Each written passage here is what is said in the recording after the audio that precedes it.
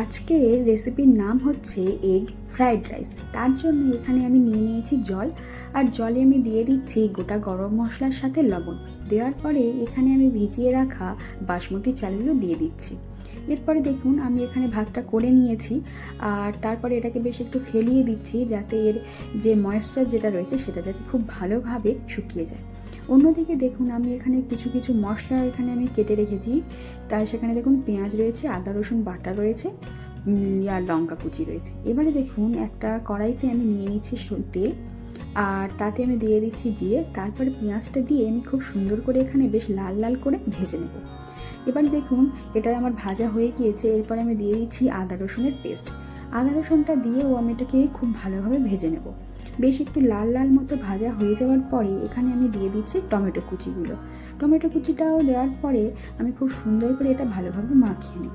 টমেটোটা যাতে তাড়াতাড়ি গলে যায় সেই জন্য দেখুন এখানে আমি দিয়ে দিচ্ছি লবণ, আর তার সাথে সাথে আমি দিয়ে দিচ্ছি হলুদ গুঁড়ো, আর এখানে দিয়ে দিচ্ছি ধনে গুঁড়ো। তার সাথে আমি দিয়ে দিচ্ছি কাশ্মীরি রেড চিলি পাউডার। দিয়ে এটাকে আমি খুব সুন্দর করে ভালোভাবে নাড়িয়ে নেব। অল্প জল দিয়ে এটাকে আমি কষাতে দেব।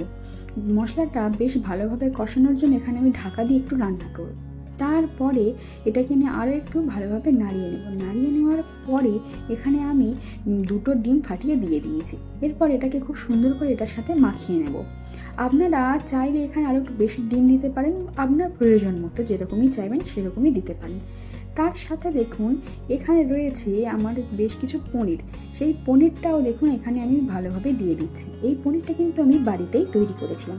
এটাকে দেখুন এবার আমি খুব ভালোভাবে নাড়িয়ে নেব।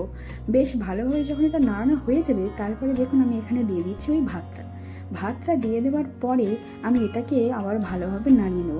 এটাকে ভালোভাবে নাড়িয়ে নেওয়ার পরে কিছুক্ষণ পরে দেখবেন মোটামুটি আমাদের এই রান্নাটা তৈরি হয়ে যাবে। আপনার কাছে যদি ভাত আগে থেকে রান্না করা হয়ে থাকে তাহলে এই রান্নাটা করতে কিন্তু খুবই কম সময় লাগবে। এরপরে দেখুন আমি এখানে দিয়ে দিচ্ছি কাঁচা লঙ্কা। যেহেতু কিয়া খাবে ওই জন্য লঙ্কাটা আমি শেষে দিয়েছি। আপনি চাইলে এটা প্রথমেই কিন্তু দিয়ে দিতে পারেন। এবারে দেখুন আমার রান্নাটা হয়ে গিয়েছে, কত সুন্দর ঝরঝরে হয়েছে দেখুন, আর খেতেও হয়েছিল দুর্দান্ত। এটা কিন্তু একবার আপনারা অবশ্যই ট্রাই করবেন। তারপরে এটাকে আমি সার্ভ করেছি শসা ও পেঁয়াজের সাথে।